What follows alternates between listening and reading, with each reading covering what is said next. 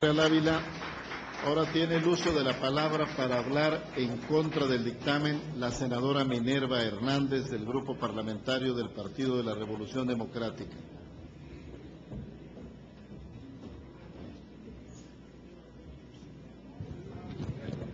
Con su permiso, senador presidente. Apreciables compañeros senadores, nuestro país está viviendo una severa crisis económica, la mayor y más profunda desde hace 7 décadas. La producción, el empleo, el bienestar de la población han sufrido un considerable deterioro. Los efectos sociales son aún difíciles de evaluar, pero es evidente que los niveles de pobreza se están agudizando y alcanzan indicadores históricos. Las 3 últimas reformas fiscales planteadas al inicio de este siglo han sido muy limitadas y han presentado la misma receta una y otra vez: imponer mayores cargas tributarias a los contribuyentes cautivos de siempre, sin tocar a las selectas clientelas que se mantienen en regímenes privilegiados sin pagar impuestos. Lamentablemente, lejos de transitar hacia una nueva etapa de cambios fiscales profundos que doten al Estado mexicano de mayores recursos para impulsar el desarrollo económico del país, el gobierno federal opta por establecer medidas de carácter coyuntural, que en el mejor de los casos solo permitirán compensar la reducción de los ingresos fiscales. En el grupo parlamentario del PRD hemos sido consistentes y en reiteradas ocasiones hemos advertido en esta tribuna sobre los impactos que tendría la crisis económica, también sobre la crispación social que ya se dejaba sentir hace algunos meses. Desafortunadamente, esas estimaciones hoy son una realidad.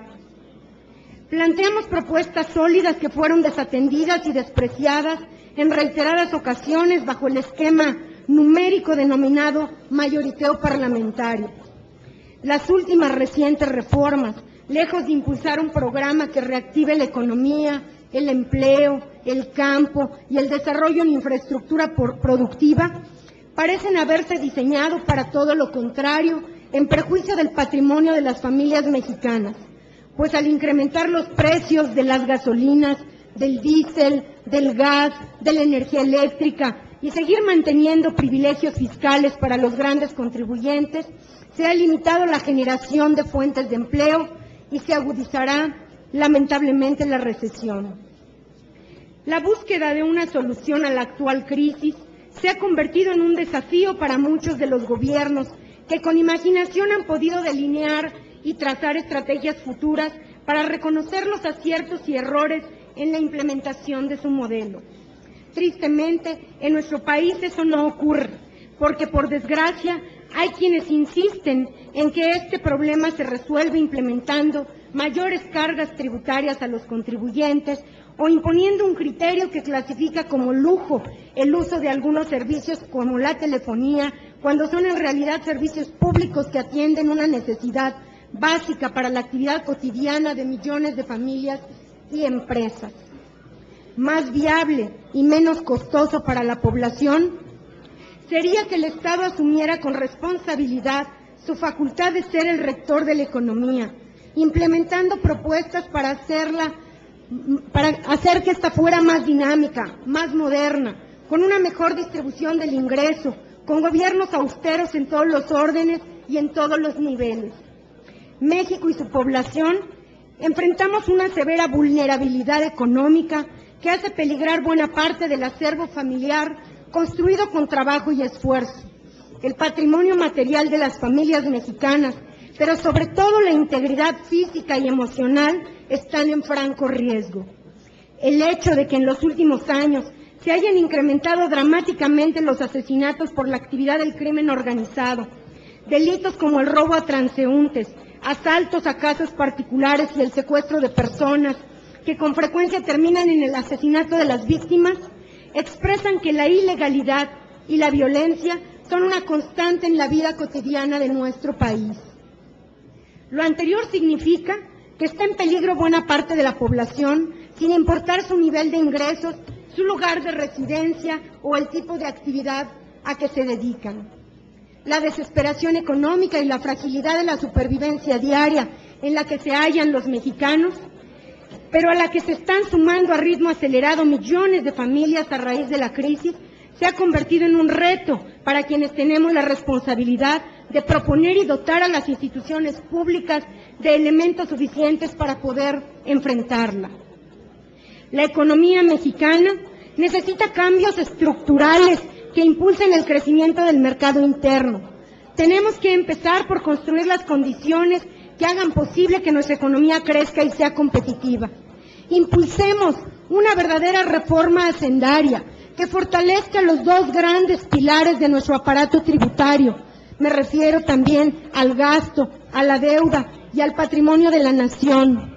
Dejémonos de estar año con año haciéndole pegotes mal hechos a nuestra legislación.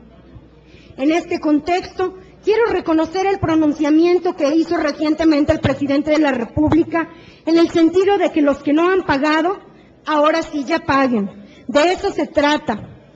Qué bueno que lo estemos abordando. Ojalá el tema se discuta a partir de hoy con seriedad.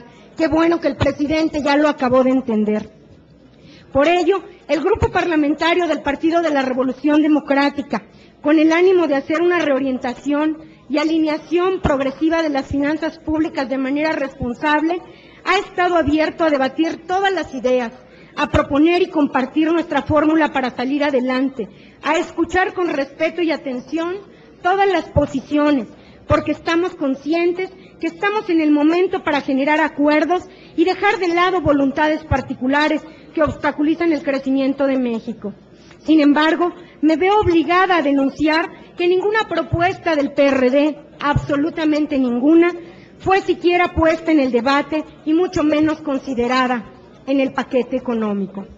En el PRD hemos planteado alternativas para recaudar sin aumentar los impuestos, entre las que se encuentran la incorporación al régimen de tributación a todas aquellas empresas que se han aprovechado de los vacíos legales para no pagar.